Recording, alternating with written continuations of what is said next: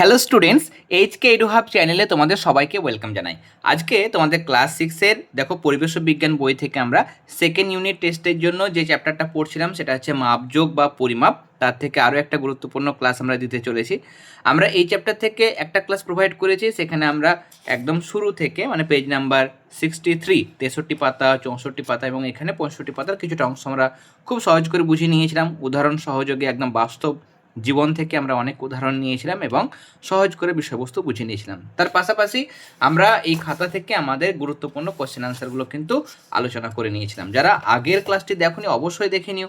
এছাড়া আমাদের আগের যে চ্যাপ্টারটা ছিল সেটা হচ্ছে শিলা ও খনিজ পদার্থ, সেটারও আমরা সম্পূর্ণ যে বিষয়বস্তু আছে সবগুলো আমরা আলোচনা করেছি। প্রশ্ন উত্তরও তোমাদের সঙ্গে আমি ডিসকাস করেছি। যারা দেখোনি ক্লাস সিক্সের পরিবেশের প্লেলিস্ট তোমরা পেয়ে যাবে, সেখান থেকে দেখে নিও। ওকে, চলো আমরা শুরু করি। আমরা যে রাশিগুলোর কথা পড়ছিলাম, দৈর্ঘ্য, ভর, সময়, আয়তন, ক্ষেত্রফল, এবার আমরা দেখব যে সেগুলোকে কি করে পরিমাপ করা হয়। কেমন? ধরো তোমাকে একটা ঘড়ি, একটা স্কেল আর একটা বাটখারা দেওয়া হলো। এবার তোমাকে বলা হলো যে আলমারির উচ্চতা কত, মাপো। কোনো জিনিসে যদি উচ্চতা মাপতে হয় তাহলে তুমি কোনটা নেবে? ঘড়ি নেবে, না স্কেল নেবে, না বাটখারা নেবে? তুমি সহজ করে বলবে যে স্যার ঘড়ি দিয়ে তো আমি সময় মাপতে পারি, বাটখারা দিয়ে তো স্যার আমি ভর মাপতে পারি, আর স্কেল দিয়ে আমি কোনো জিনিস কতটা লম্বা মানে কতটা দৈর্ঘ্য বা প্রস্থ বা উচ্চতা সেগুলো আমরা মাপতে পারি। তাহলে আমি স্কেল নেব অবশ্যই। তাহলে আমরা কী করবো, একটা স্কেল নিয়ে আমরা আলমারির উচ্চতা মাপবো। আমি যদি একটা পেন্সিলের দৈর্ঘ্য কতটা স্কেল দিয়ে মাপবো, বইটার প্রস্থ কতটা, দৈর্ঘ্য কতটা, সেগুলো মাপার জন্য, ঘরের দৈর্ঘ্য প্রস্থ উচ্চতা সব মাপার জন্য আমরা কিনি স্কেল নিই। তাহলে স্কেল নিয়ে বা ফিতের সাহায্যে আমরা কিন্তু এই জিনিসগুলো পরিমাপ করতে পারি। ওকে, এবার রাশির একক আমরা কিন্তু আগের দিনে দেখেছিলাম। রাশির একক মানে বলছে কোনো রাশিকে পরিমাপ করার জন্য ওই রাশির একটা সুবিধাজনক অংশকে বা পরিমাণকে প্রমাণ ধরা হয়, নিয়ে সেই জাতীয় রাশির পরিমাপ করা হয়। তো যে সুবিধাজনক পরিমাণটাকে আমরা প্রমাণ ধরছি সেটাকেই বলা হয় ওই রাশির একক। আমরা আগের দিন কিন্তু খাতাতে যে নোটস আমার লেখানো হয়েছে সেটা তোমাদের দেখিয়েছিলাম রাশির এককের সংজ্ঞা। ওকে, সেটাই কিন্তু করতে পারো, সেটা খুব সুন্দর করে আমি লিখে দিয়েছি। ওকে, এবার দেখো এখানে আগে একটা জিনিস প্রচলিত ছিল, একটা বেঞ্চকে বিঘত মেপে তা কতটা লম্বা প্রত্যেকে আলাদা করে আমায় জানাও। কেমন? এবার বিঘত কি? বিঘত মানে হচ্ছে এক টিপ। এরকমভাবে একটা বইকে হয়তো মাপবে তুমি, এরকমভাবে একটা টিপ, কেমন এরকমভাবে কতটা, বা একটা ঘর কতটা লম্বা আমি তোমাকে বললাম। তাহলে এই যে আগে যখন এরকম স্কেল বা এই সমস্ত জিনিসগুলো ছিল না তখন কিন্তু এইরকমভাবে মাপা হতো। কেমন? বিঘত বা হাত আর পায়ের পাতা ইত্যাদি একক ধরে একই বস্তুর পরিমাপ কিন্তু আলাদা আলাদাভাবে করা যায়। কিন্তু আমরা এখানে প্রাচীনকালে, এখানে আমাদের প্রশ্ন আসে যে প্রাচীনকালে দৈর্ঘ্যের একক হিসেবে কি ব্যবহার করা হতো? সেটা হচ্ছে বিঘত। আগে ব্যবহার করা হতো যখন যন্ত্রপাতি উন্নত ছিল না। এখন তো আর বিঘত দিয়ে আমরা কোনো জিনিসের দৈর্ঘ্য মাপতে পারবো না। আমি যদি বলি আচ্ছা ঘরটা কতটা লম্বা, কত বিঘত, সেটা মেপে দেখো তো। কেউ হয়তো বললো স্যার 20 বিঘত, কেউ বললো স্যার 18 বিঘত, কেউ বললো হয়তো 22 বিঘত। কেন বলছে? তার কারণ সবার টিপটা সমান নয়, কারো ছোট হাত, কারো বড় হাত, তাহলে একই রকম কিন্তু হবে না। তাহলে এই ভুল ভ্রান্তিগুলো কিন্তু আগে হতো, কিন্তু করার কিছু ছিল না। সেই প্রাচীনকালের কথা বলছি আমরা। তাহলে প্রাচীনকালে যেহেতু যন্ত্রপাতি উন্নত ছিল না, প্রমাণ কোনো স্ট্যান্ডার্ড মানকে আমরা একক হিসেবে ব্যবহার করতে শিখিনি তখন, তখন বিঘতটা প্রচলিত ছিল। তাহলে বিঘত এককটা হচ্ছে দৈর্ঘ্যের একক। কিসের একক? দৈর্ঘ্যের একক। কোথায় প্রচলিত ছিল না? তো প্রাচীনকালে কোথায়? গ্রিস দেশের মধ্যে প্রচলিত ছিল। আর একটা একক হচ্ছে কিউবিট বা হাত। এই যে এরকমভাবে হাত কোনোই থেকে এতটা অবধি, কোনোই থেকে এরকম মানে এই কোনোই থেকে শুরু করবে, কোনোই থেকে শুরু করে এই হাত এতটা অবধি কত হাত তুমি মেপে দেখো। হয়তো একটা খাট মাপতে বলেছি, খাটটা মেপে তুমি দেখলে 6 হাত হচ্ছে, তাহলে সেটা হাত বা কিউবিট বলা হয়, হাত বা কিউবিট বলা হয়। তাহলে মিশরে দৈর্ঘ্যের একক হিসাবে কি প্রচলিত ছিল না? তো কিউবিট বা হাত।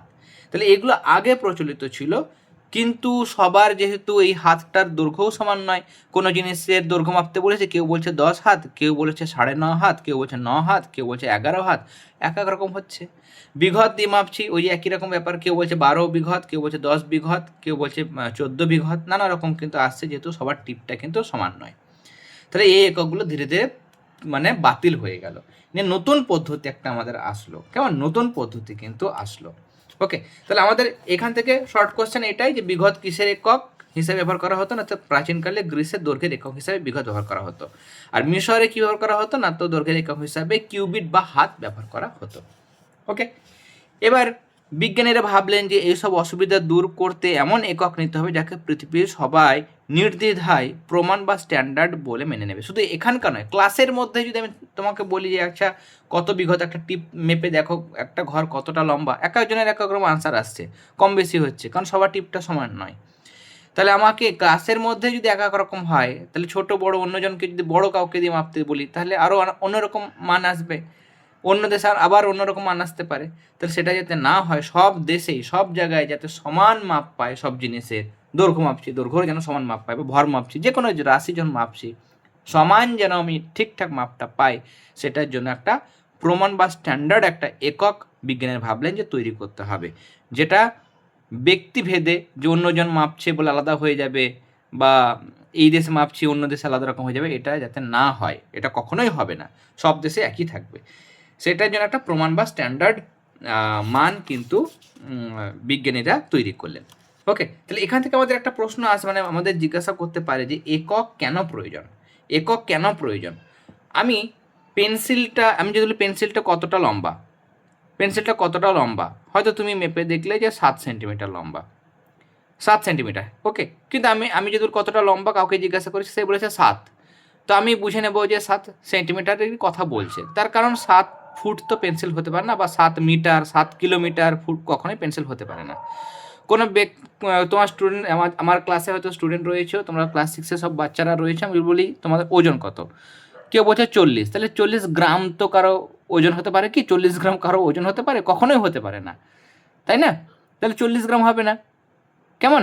একটা একটা জলের বোতল, সেটাও প্রায় 1 কিলো, তাহলে 40 গ্রাম কখনোই হতে পারে না, তাহলে 40 কেজি হবে, 40 কুইন্টাল কখনোই হতে পারে না, তাহলে 40 কেজিটাই হওয়ার কথা, আমি বুঝতে পারছি। কিন্তু আমি যদি জিনিসটাকে না বলি যে আমি একটা জিনিস নিয়েছি, সেই জিনিসটার দৈর্ঘ্য হচ্ছে 5, তখন তুমি তো জানো না কোন জিনিস, তখন তুমি বুঝতে পারছো না 5 মানে 5 সেন্টিমিটার কথা বলছে, মিলিমিটার বলছে, 5 মিটার না 5 ফুট, না কি কি বলা হচ্ছে সেটা তুমি কিন্তু বুঝতে পারছো না, তাই না? বাজারে যদি আমি বলি আমাকে 5 আলু দিন, তাহলে তুমি 5টি আলু চাইছো, না 5 কিলোগ্রাম আলু চাইছো, না 5 কুইন্টাল আলু চাইছো, সেটা বুঝতে পারবে না, তাই না? অনেক সময় আন্দাজে আমরা বুঝতে পারি, রোজগার নেওয়া থাকলে আমরা বুঝতে পারি, কেমন? কিন্তু শুধু আমরা যদি সংখ্যা দিয়ে প্রকাশ করি, তাহলে কিন্তু কখনোই সঠিক জিনিসটা আমরা মানে বুঝতে পারি না যে কি বলতে বলা হয়েছে। যদি বলি আমি বলি যে একটা রাস্তা, সেটা 100, রাস্তার কতটা লম্বা, না তো 100, তাহলে 100 মিটার হতে পারে, রাস্তাটার কথা বলছি, 100 ফুট হতে পারে, 100 কিলোমিটার হতে পারে, নানা রকম হতে পারে। তাহলে আমি যতক্ষণ না বলবো যে এটা 100 ফুট, 100 ফুট বলে তুমি বুঝতে পারবে, হ্যাঁ 1 ফুট মানে এতটা, তাহলে 100 ফুট মানে এতটা, আইডিয়া করে নিতে পারবে। 1 কিলোমিটার মানে এতটা, আমি যদি বলি 100 কিলোমিটার রাস্তা, তাহলে তুমি আইডিয়া করে নিতে পারবে যে এতটা, তাই না? তাহলে একক আমাকে অবশ্যই কিন্তু বলতে হবে, কেমন? তাহলে এখান থেকে আমাদের একটা দারুণ ইম্পর্টেন্ট কোয়েশ্চেন, সেটা হচ্ছে এককের প্রয়োজনীয়তা কি, ভীষণ ভীষণ ভীষণ ইম্পর্টেন্ট কোয়েশ্চেন। লিখবে একক ছাড়া কোনো রাশির পরিমাপ অর্থহীন। আমরা যদি শুধু সংখ্যা দিয়ে বলি তাহলে কোনো মানেই হয় না। যেমন 5 বললে কিছু বোঝা যায় না, কিন্তু 5 সেমি বললে একটা নির্দিষ্ট দৈর্ঘ্য বোঝায়। একই রাশির আলাদা আলাদা পরিমাপের মধ্যে সম্পর্ক স্থাপন করতে একক প্রয়োজন। যেমন 10 কিগ্রা 10 গ্রাম, দুটি ভরের পরিমাপ হলেও 10 কিগ্রা 10 গ্রামের থেকে বেশি, এটা একক থেকে কিন্তু আমরা জানতে পারি। তাহলে একক ব্যবহার করেই কিন্তু আমরা বুঝতে পারছি যে 10 গ্রাম আর 10 কিগ্রার মধ্যে, কিগ্রা হচ্ছে বড় রাশি, তাহলে আমরা বুঝতে পারলাম যে 10 গ্রামের থেকে 10 কিগ্রা অনেক বড়। একই রকমভাবে 5 সেন্টিমিটার আর 5 মিটার, কোনটা বড়? 5 মিটার বড়, মিটার যেহেতু বড় একক, তাহলে এরকমভাবে আমরা করতে পারবো। ওকে, এবার 1960 সালে কি তৈরি হলো? এসআই একক তৈরি হলো, যে সব ভুল ভ্রান্তিগুলোকে দূর করার জন্য একটা স্ট্যান্ডার্ড বা প্রমাণ একক নিয়ে আসা হলো। সেই এককটা হচ্ছে এককের পদ্ধতি, সেটা হচ্ছে এসআই পদ্ধতি। কি পদ্ধতি? এসআই পদ্ধতি, সেটা হচ্ছে সিস্টেমে ইন্টারন্যাশনাল। ওকে, এসআই পদ্ধতি। এখানে সিস্টেমই, এটা মানে ফরাসি ভাষায় এটা সিস্টেমকে বোঝানো যাচ্ছে, মানে পদ্ধতি বা নিয়মের কথাটা কিন্তু বোঝানো হচ্ছে, বানানটা আলাদা রকম রয়েছে এখানে। ওকে, তাহলে এখান থেকে প্রশ্ন আসতে পারে কি এসআই পদ্ধতি কবে তৈরি করা হয়? না তো 1960 সালে তৈরি করা হয়। এখানে কটা প্রাথমিক এককের কথা বলা হয়েছে? সিজিএস পদ্ধতিতে আমরা 3টে একক দেখেছিলাম। সিজিএস পদ্ধতিতে কটা আমরা দেখেছিলাম? রাশি, দৈর্ঘ্য, ভর, সময়। দৈর্ঘ্য, ভর, সময়, আমরা এই 3টে রাশি দেখেছিলাম। ওকে, এবার এসআইতে প্রাথমিক একক কটা রয়েছে? 7টা রাশি রয়েছে, 7টা। দেখো 1 2 3 4 5 6 7, 7টা রাশি। আর এগুলোর এখানে একক বলতে এসআই একক বলে বলা হচ্ছে। দৈর্ঘ্যের একক হচ্ছে এসআই পদ্ধতিতে মিটার। যদি সিজিএস একক জিজ্ঞাসা করেছে, দৈর্ঘ্যের সিজিএস একক, তখন কি হবে? সেন্টিমিটার হয়ে যাবে। কেমন? দৈর্ঘ্যের সিজিএস একক সেন্টিমিটার। ভরের এসআই একক কিলোগ্রাম, এসআই সিজিএস একক হবে গ্রাম।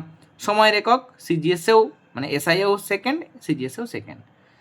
ওকে, এরকমভাবে কিন্তু আমাদের এককগুলো করতে হয়। বাকি সবকটা একক ভালো করে করবে। তড়িৎ প্রবাহে যেটা এসআই একক সেটা হচ্ছে অ্যাম্পিয়ার। আলোর তীব্রতা এর একক হচ্ছে ক্যান্ডেলা। অণুপরমাণুর পরিমাণ সেটা হচ্ছে মোল। উষ্ণতার একক হচ্ছে কেলভিন। ওকে, এগুলো ভালো করে মনে রাখবে। তোমাদের যদি কোনো জিজ্ঞাসা থাকে তাহলে সেগুলোও কিন্তু তোমরা কমেন্টে করবে। যেমন উষ্ণতার সিজিএস একক তোমাকে হয়তো দিতেও পারে, তখন তোমরা উষ্ণতার সিজিএস একক মানে তোমরা লিখবে ডিগ্রি সেলসিয়াস। ওকে, ডিগ্রি সেলসিয়াস। ওকে, বাদ বাকি এগুলোর আলো তীব্রতা মোলের কোনো সিজিএস একক সাধারণত হয় না। কেমন? যেগুলো হয় আমি সেগুলো তোমাদের মোটামুটি বলে দিলাম, বা তোমাদের যেগুলো আসে পরীক্ষায়। ওকে, তাহলে এই কটা 7টার মানে যদি তোমাদের বলে এসআই পদ্ধতিতে 7টি মূল এককের নাম লেখো, মূল রাশি এবং এককগুলোর নাম লেখো, তাহলে তোমাকে 7টা মনে রাখতে হবে। তুমি যেগুলো স্যার পরপর মনে রাখতে হবে এরকম কোনো নিয়ম নেই, কিন্তু পরপর লিখে প্র্যাকটিস করবে যাতে পরীক্ষায় ভুলে যাওয়ার চান্স না থাকে।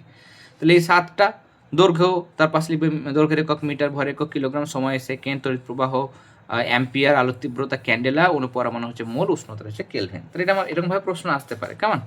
7টি মূল রাশি এগুলো কী কী? দৈর্ঘ্য, ভর, সময়, তড়িৎ প্রবাহ, আলোর তীব্রতা, অণুপরমাণুর পরিমাণ এবং উষ্ণতা বা তাপমাত্রা।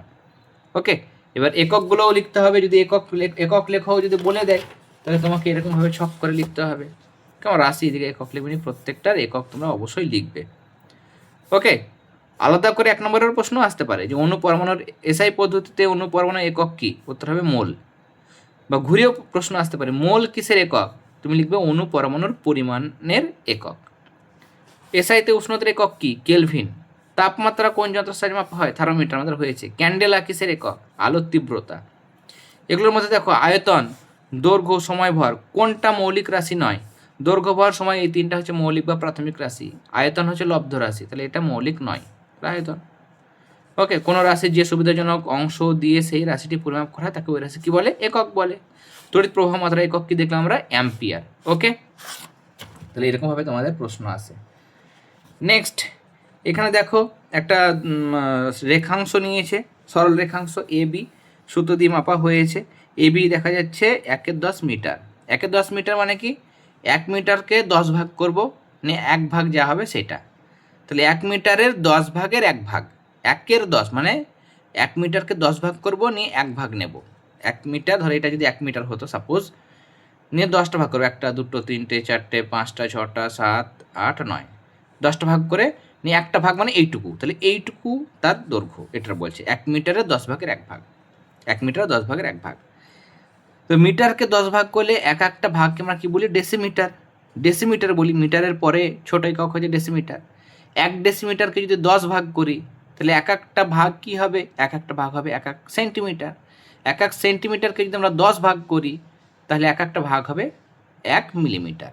ঘুরিয়ে বললে 10 মিলিমিটার নিয়ে তৈরি হয় 1 সেন্টিমিটার, 10 সেন্টিমিটার নিয়ে তৈরি হয় 1 ডেসিমিটার, 10 ডেসিমিটারে হয় 1 মিটার। আরও বড় বড় একক রয়েছে, 10 মিটারে হবে 1 ডেকামিটার, 10 ডেকামিটারে হবে 1 হেক্টোমিটার, আর 10 হেক্টোমিটারে হবে 1 কিলোমিটার। ওকে, কেমন? তাহলে এই যে আমরা বলছে যে এখানে এভাবে 10 দিয়ে ভাগ করে আমরা এসআই পদ্ধতির ছোট রাশির একক পাই, এদের সাব মাল্টিপল ইউনিট বা উপগুণিতক একক বলে। ছোটোর দিকে যেটা আমরা যাচ্ছি সেটাকে কি বলবো? সাব মাল্টিপল ইউনিট বা উপগুণিতক একক। যেমন ধরো এখানে কলকাতা থেকে দিল্লির দূরত্ব বলছে এত। কেমন? একক, দশক, শতক, হাজার, অযুত, লক্ষ। 13,05,000 এত মিটার। এটাকে আমরা কী করে লিখতে পারি? 1305 লিখলাম, গুণ চিহ্ন দিয়ে এখানে 3টে শূন্য মানে 1000 দিয়ে গুণ, এত মিটার। 1000 মিটার মানে কি? 1000 মিটার মানে 1 কিলোমিটার। তাহলে এইটার বদলে শুধু কিলোমিটার করে দেবো, তাহলে 1305 কিলোমিটার। তার মানে 1 মিটারের 1000 গুণ, 1 মিটারকে যদি 1000 দিয়ে গুণ করি তবে আমরা কি পাই? 1 কিলোমিটার পাই।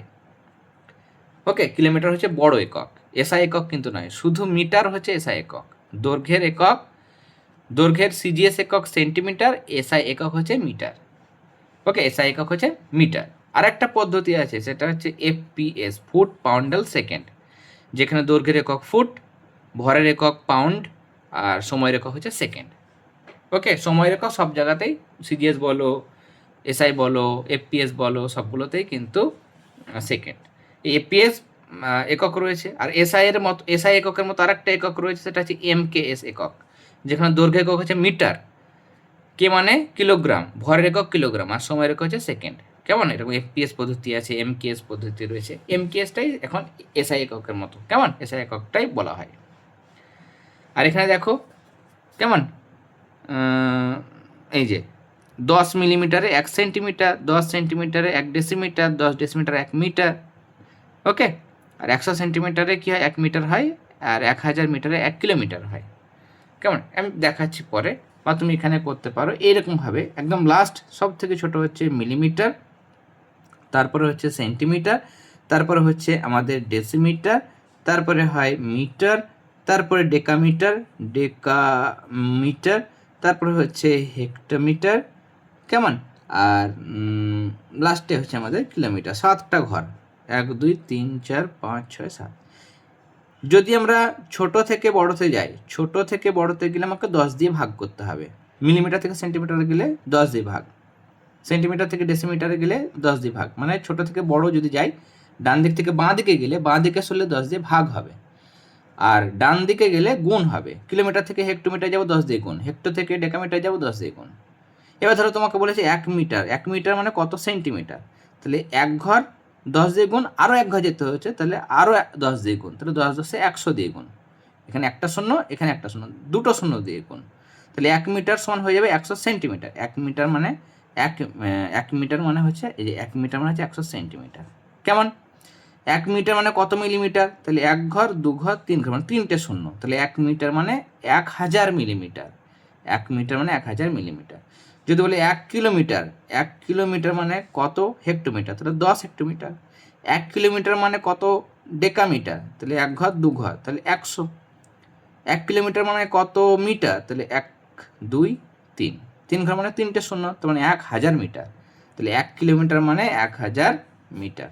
ওকে, এরকমভাবে আমাদের করতে হবে। ওকে, এটা মনে রাখবে, millimetre, centimetre, decimetre, metre, decametre, hectometre, kilometre.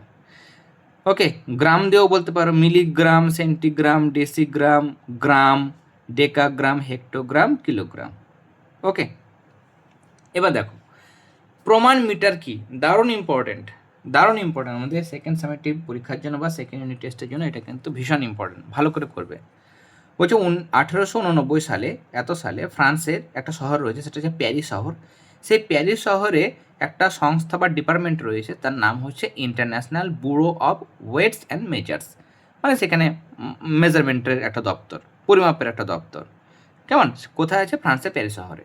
তো সেখানে 1889 সালে 0 ডিগ্রি সেলসিয়াস তাপমাত্রায় একটা সংকর ধাতুর একটা দণ্ড রাখা হয়েছে। সেই সংকর ধাতুর দণ্ড মানে কি? সংকর ধাতু মানে তার মধ্যে একাধিক ধাতু রয়েছে। সেই এখানে যেমন দুটো ধাতু রয়েছে, কি কি? প্ল্যাটিনাম আর ইরিডিয়াম। 90% আছে প্ল্যাটিনাম আর 10% আছে ইরিডিয়াম ওই সংকর ধাতুটার মধ্যে। তাহলে 1889 সালে ধরো এই জায়গাটা হচ্ছে, এই শহরটা হচ্ছে একটা কি শহর না, তো প্যারিস শহর, এবং এখানে যে ডিপার্টমেন্টটা রয়েছে সেটা, এই জায়গাটা হচ্ছে international bureau of weights and measures. সেখানে 0 ডিগ্রি সেলসিয়াস আমি এটা একটা সংকর ধাতু রেখেছি। সেই সংকর ধাতুতে 90% প্ল্যাটিনাম রয়েছে, 10% ইরিডিয়াম রয়েছে। ওকে, মিক্স হয়ে আছে, আমি জাস্ট বোঝানোর জন্য বলছি যে 90%, 90 ভাগ প্ল্যাটিনাম আর 10 ভাগ ইরিডিয়াম দিয়ে মিশিয়ে তৈরি করা হয়েছে। সেই সংকর ধাতুতে দুই প্রান্তে, ধরো এখানে একটা দাগ আছে আর এখানে একটা দাগ আছে, এই দুই প্রান্তের দাগের মাঝের যে দূরত্ব সেটাকে সারা বিশ্বে 1 মিটার ধরা হয়। নতুন স্কেল তৈরি হলো, যা কিছু তৈরি হলো, তখন সেটাকে স্ট্যান্ডার্ড ভেবে তৈরি করা হয়, যে সেইটুকুই মানেই হচ্ছে 1 মিটার। সারা পৃথিবীতে সেটাকে 1 মিটার মানে মনে করতেই হবে, সেটাকেই মানতে হবে। ওকে, তাহলে এটা কত প্রমাণ মিটারের সংজ্ঞা দেওয়া হয়, সময় কত উষ্ণতা উল্লেখ করতে হয়? 0 ডিগ্রি সেলসিয়াস। এই দণ্ডটা কোথায় আছে না, তো ফ্রান্সের প্যারিস শহর বা প্যারিস শহরে। দণ্ডটা কিসের তৈরি? 90% প্ল্যাটিনাম এবং 10% ইরিডিয়ামের সংকর ধাতুর তৈরি। আন্তর্জাতিক প্রমাণ মিটার কাকে বলে, যেটা বইয়ের সংজ্ঞা দিলাম সেটাই এখানে লেখা হয়েছে, সেটাই কিন্তু তোমরা লিখবে। ওকে, সেটাই লিখবে। ওকে, এসআইতে কোন রাশির একক হচ্ছে কিলোগ্রাম, অর্থাৎ ভরের একক হচ্ছে কিলোগ্রাম। ওকে, এবার আমরা যেমন বড় একক থেকে ছোট এককে যাই, ভাগ করে যে এককগুলোকে পাই সেটা বলা হয় সাব মাল্টিপল ইউনিট। একই রকমভাবে যেগুলোকে আমরা গুণ করে পাই, ছোট থেকে মানে বড় থেকে ছোট এককে যাব, বড় থেকে ছোট এককে যাব, তখন গুণ করে যেতে হবে। এক ঘরে মানে 10 দিয়ে গুণ করে যাব, বড় থেকে ছোট এককে যাবো তাহলে 10 করে গুণ করে যেতে হয়, নিয়ে আমরা গুণ করে যে মানে এককগুলো আমরা কিন্তু পাই। কেমন, এভাবে 10 দিয়ে গুণ করে আমরা এসআই পদ্ধতির বড় একক পেতে পারি। এগুলোকে বলা হয় গুণিত একক বা মাল্টিপল ইউনিট। ওকে, তাহলে মাল্টিপল ইউনিট আর সাব মাল্টিপল ইউনিট সেটা কিন্তু আমরা দেখলাম। রায়মার্টিন থেকে করতে চাইলে এটা করতে পারো। কেমন, এসআইতে প্রমাণ মিটারকে পরপর 10 দিয়ে গুণ করে বড় একক পাওয়া যায়, এগুলি হলো গুণিত একক মানে মাল্টিপল ইউনিট। ওকে, লাস্টে যেটা শিখলাম মাল্টিপল ইউনিট লাস্টে, কেমন, যেমন 1 মিটার সঙ্গে 10 গুণ করলে ডেকামিটার, 1 ডেকামিটার থেকে হেক্টোমিটারে যাবো, তাহলে ডেকামিটারকে 10 দিয়ে গুণ করবো, তবেই বড় এককে যেতে পাবো, বড় এককে যেতে পাবো, ছোট এককে আমাকে 10 দিয়ে গুণ করতে হবে, তাহলে পাশে বড় ঘরটা আমরা যেতে পারবো। কেমন, যে আমি যদি এখানে যদি বলি যে মিটার থেকে ডেকামিটার যাব, তাহলে মিটারকে কত দিয়ে গুণ করবো, 10 দিয়ে গুণ করবো, নিয়ে বলবো 10 মিটার মানে 1 ডেকামিটার। আমি যদি ডেকামিটার থেকে হেক্টোমিটারে যাই, তাহলে 10 ডেকামিটার, 1 ডেকামিটারকে 10 দিয়ে গুণ করবো, 10 ডেকামিটার মানে 1 হেক্টোমিটার। 1 হেক্টোমিটার থেকে আমি কিলোমিটারে যাবো, তাহলে 1 হেক্টোমিটার সঙ্গে 10 গুণ করবো, নিয়ে বলবো 10 হেক্টোমিটার মানে 1 কিলোমিটার। তাহলে বড় বাঁ দিকে যদি যেতে হয় তাহলে 10 দিয়ে গুণ করতে হয়, নিয়ে আমরা যে এককগুলো পাই সেটা হচ্ছে মাল্টিপল ইউনিট, যেটা আমরা নিচে পড়লাম। নিচে মাল্টিপল ইউনিট মানে গুণিতক একক। আর আগে প্রথমে যেটা পড়লাম সেটা হচ্ছে উপগুণিতক। উপগুণিতক মানে 10 দিয়ে ভাগ করে আমরা যেটা পাবো সেটা হচ্ছে ছোট একক যাব, ছোট একক পাওয়া যায় সেটা উপগুণিতক। যেমন মিটার থেকে ডেসিমিটার যাব, ওকে, তাহলে 10 দিয়ে ভাগ করব। ডেসিমিটার থেকে সেন্টিমিটার করতে গেলে মানে মানে ডেসিমিটার বার করব। কেমন, আমি এখানে কি করছি, এখানে হয়তো প্রথমটা বলছে মিটার থেকে ডেসিমিটার, মিটার থেকে ডেসিমিটার। আমি যদি বলি আচ্ছা 1 ডেসিমিটার, ডেসিমিটার মানে কত মিলিমিটার, কত মিটার, 1 ডেসিমিটার মানে কত মিটার। তো তুমি জানো 10 ডেসিমিটার মিলে 1 মিটার হয়, 10 ডেসিমিটার দিলে তবেই 1 মিটার হয়, 10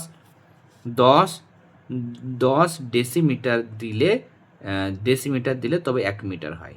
তাহলে 1 ডেসিমিটার মানে কত, 1 ডেসিমিটার মানে কত, তাহলে 10 এদিকে ভাগ হয়ে যাবে, তাহলে 1 10 মিটার, সেটাই বলছে 1 মিটার তাকে 10 দিয়ে ভাগ করলে 1 ডেসিমিটার পাবো।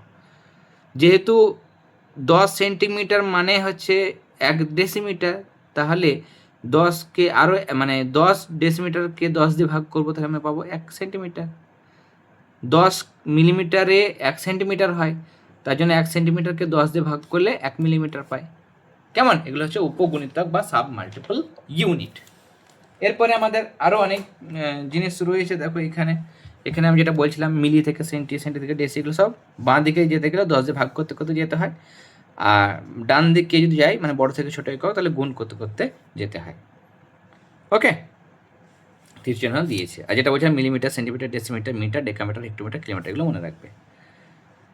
নেক্সট, অনেক সময় আমরা এখানে দেখো এগুলো আমরা বলেছি ভর মাপা হয় দাঁড়িপাল্লা যন্ত্রের সাহায্যে, এগুলোই মনে রাখবে। এসআইতে যে যন্ত্রের সাহায্যে ভর মাপা হয় সেটা হচ্ছে দাঁড়িপাল্লা বা সাধারণ তোলা যন্ত্র বলা হয়, সাধারণ তোলা যন্ত্র, ভর মাপা হয় এই যন্ত্রের সাহায্যে।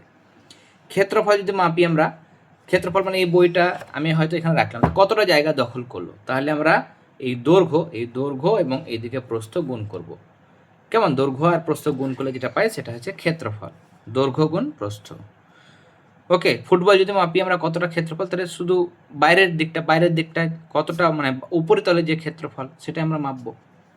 ওকে, বৃত্তের যখন আমরা ক্ষেত্রফল মাপি, যেমন এটার ক্ষেত্রে মাপার জন্য আমাকে যেটা করতে হবে সেটা হচ্ছে ফুটবল বা গোল জিনিসের আমরা শুধু বাইরের তলের ক্ষেত্রফল মাপতে পারি। কেমন, আর ক্ষেত্রফল মাপার ক্ষেত্রে এখানে দেখো পাই ইন্টু ব্যাস মানে কি, একটা ফুটবল বা একটা যে কোনো গোল দুটো বইয়ের সাহায্যে দুই দিকে আমি ধরেছি, নিয়ে স্কেল দিয়ে মেপেছি, তাহলে একটা গোল মোট এই প্রান্ত থেকে ওই প্রান্ত এই এতটা, যতটা এই লম্বা এখানটা, সেটা হচ্ছে তার ব্যাস। কেমন, মানে একটা যদি গোল হয়, এই গোল যদি হয় তাহলে গোলটার এই মাঝ বরাবর যদি একটা রেখা টানি তাহলে সেটা যতটা সব দিক থেকে লম্বা, সব থেকে বড় যেটা সেটা হচ্ছে ব্যাস।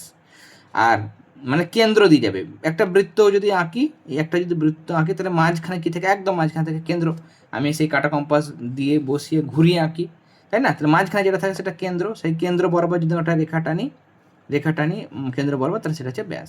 তুমি এরকম করে যদি মাপো, এই এখান থেকে যদি কেন্দ্র বরাবরই যদি টানো তবুও একই জিনিস হবে, সেটাও কিন্তু ব্যাস। ঘুরিয়ে করলে একই জিনিস। আর যদি কেন্দ্র থেকে অর্ধেকটা নাও পরিধি বরাবর, তাহলে সেটা হচ্ছে ব্যাসার্ধ। ব্যাসের অর্ধেক হচ্ছে ব্যাসার্ধ। কেমন? তাহলে পাই ইন্টু ব্যাস, এটা কি উচ্চারণ? পাই। আর এর মান হচ্ছে 3.17। 3.17 হচ্ছে মান। ওকে, বা এটাও বলা হয় কেমন, পায়ের আর একটা মান হচ্ছে 22/7। 22/7, 22কে 7 দিয়ে ভাগ করলে 3.14 হয়। ওকে, তাহলে পায়ের মান যেটা হচ্ছে সেটা 3.14, 22/7ও তুমি বলতে পারো। ওকে, এবার আমরা যেটা দেখব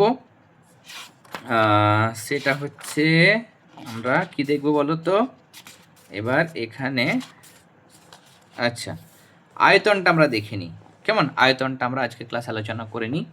দেখো, আয়তন মানে হচ্ছে যে একটা আমি গ্লাস নিয়েছি, গ্লাসের মধ্যে জল ভর্তি করে দিয়েছি, ভর্তি গ্লাস। কেমন? এবার যদি আমি আঙুল ডোবাই তাহলে কি হবে বলো তো? তুমি বলো স্যার কিছুটা জল উপচে পড়বে। কেন? না তো স্যার গ্লাসে জল পুরো ভর্তি ছিল। এবার যদি আপনি আঙুল ডোবান তাহলে আঙুলের তো একটা জায়গা রয়েছে, ও নিজস্ব একটা মানে জায়গা দখল করে।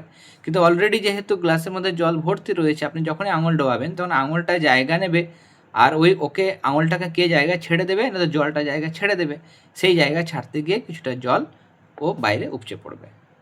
ওকে, তাহলে প্রত্যেক জিনিস কিন্তু কিছুটা স্থান দখল করে। কোনো বস্তু যতটা স্থান দখল করে থাকে তাকেই বস্তুর আয়তন বলে। ওকে, তাহলে কোনো বস্তু যতটা স্থান দখল করে থাকে তাকে ওই বস্তুর আয়তন বলে। তাহলে আয়তনের সংজ্ঞাটা তোমরা কিন্তু করবে। ওকে, আর আয়তন যার সাহায্যে মাপা যায় সেই যন্ত্রটার নাম হচ্ছে আয়তন মাপনী চোঙ। এই যে এটা হচ্ছে আয়তন মাপনী চোঙ, এবং এখানে দাগ কাটা থাকে মিলিমিটারে, 10, 20, 30 এরকম করে 100 মিলিমিটার অব্দি দাগ থাকে। ওকে, এখানে বড় একক রয়েছে। এসআইতে যদি বলে আয়তনের একক, আয়তনের এসআই একক সেটা হচ্ছে ঘন মিটার, আর সিজিএসএ হচ্ছে ঘন সেন্টিমিটার।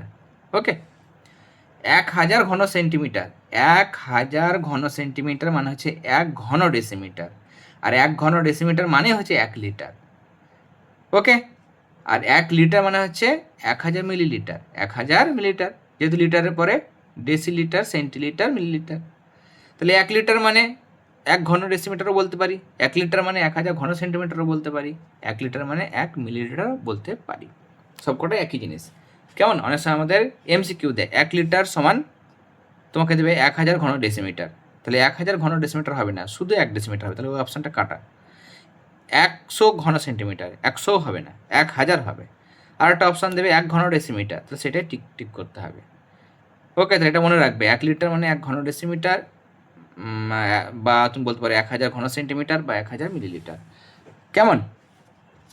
কারণ দেখো, আমি এখানে বলছিলাম যে মিলিমিটার, তারপরে হচ্ছে সেন্টিমিটার, তারপরে ডেসিমিটার, তারপরে মিটার। ওকে, এবার 1000 ঘন সেন্টিমিটার, এখানে কি বলছে 1000 ঘন সেন্টিমিটার সমান 1 ডেসিমিটার। কেন হচ্ছে? এই এক ঘর গেলে তো শুধু 10 দিয়ে গুণ হয়, 10 দিয়ে গুণ হয়, একটা ঘর মানে 10 দিয়ে গুণ হয়, তাহলে 1000 কেন হলো? 1 ডেসিমিটার মানে এই 1 যদি শুধু ডেসিমিটার হতো, 1 যদি শুধু ডেসিমিটার হতো সমান কত সেন্টিমিটার, তাহলে 10 সেন্টিমিটার আমি বলি। কিন্তু এখানে আমার প্রশ্ন হচ্ছে 1 ঘন ডেসিমিটার, ঘন ডেসিমিটার মানে ডিএম কিউব, ঘন ডেসিমিটার ডিএম কিউব, সেটা আমি কেন 1000 সেন্টিমিটার কিউব বলবো? তার কারণ হচ্ছে যে আমি এখানে শুধু ডেসিমিটার থেকে সেন্টিমিটারে যাচ্ছি না, ঘন ডেসিমিটার থেকে ঘন সেন্টিমিটার যাচ্ছি। ঘন মানে কি? ঘন মানে 3 বার আছে, ঘন মানে দৈর্ঘ্য গুণ প্রস্থ গুণ উচ্চতা 3 বার আছে। তাহলে এখানে মিটার, এইটা সেন্টিমিটারটা কবার রয়েছে? 3 বার রয়েছে। তাহলে এই শুধু সেন্টিমিটারে যেতাম, ডেসিমিটার থেকে সেন্টিমিটার 10 দিয়ে গুণ হতো, তাহলে ঘন মানে 3 বার, তাহলে 10-এর মাথায় কি হবে? 3 হবে, বা সোজা কথায় বলতে গেলে 10টা 3 বার গুণ হবে, 10টা 3 বার গুণ হবে মানে 1000। তাহলে একটা পাশাপাশি ঘরে যেতে গেলে 10 দিয়ে গুণ হবে না, 1000 দিয়ে গুণ হবে। ক্লিয়ার? তাহলে 1 ঘন ডেসিমিটার মানে 1 ঘন সেন্টিমিটার কী করে হলো তোমরা কিন্তু বুঝতে পারলে। ওকে, মানে 1000 ঘন সেন্টিমিটার মানে 1 ডেসিমিটার কী করে হলো বোঝা গেল। আর সেটাকে আমি এবার লিটারে যদি বলতে চাই, এটা মিটার আর এগুলো হচ্ছে লিটার। তাহলে 1 ঘন ডেসিমিটার মানে হচ্ছে কি 1 ঘন ডেসিমিটার যেটা সেটা মানে হচ্ছে 1 লিটার। 1 লিটার মানে কি বললাম 1000 মিলিলিটারও বলতে পারি। ওকে, আর 1 ঘন সেন্টিমিটার মানে 1 মিলিলিটার। 1 ঘন সেন্টিমিটার, 1 ঘন সেন্টিমিটার যদি বলি এটা ঘন সেন্টিমিটার থেকে মিলি লিটার, তাহলে 1 ঘন সেন্টিমিটার মানে সেন্টিমিটার কিউব মানে 1 মিলি লিটার।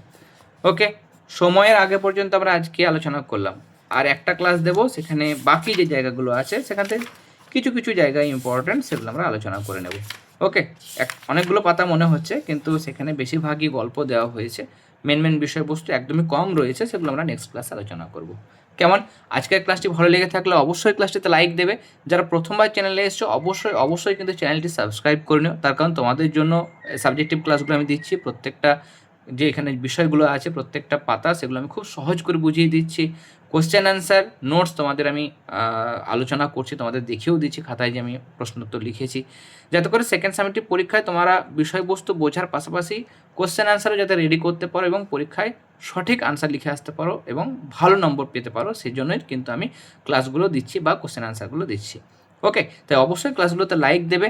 আর আমাদের চ্যানেলের প্লেলিস্ট অপশানে গেলে সেখানে ক্লাস 6-এর পরিবেশ এই নামে একটা প্লেলিস্ট থাকবে, সেই প্লেলিস্টে গেলেই আগে যে ক্লাসগুলো হয়ে গেছে সেগুলো তোমরা সেখানে পেয়ে যাবে। যারা দেখোনি অবশ্যই কিন্তু দেখে নিও। কেমন, তাহলে আজকের ক্লাস আমরা এখানেই শেষ করলাম। তোমরা সবাই খুব খুব খুব খুব ভালো থেকো, সবাইকে অল দ্য ভেরি বেস্ট।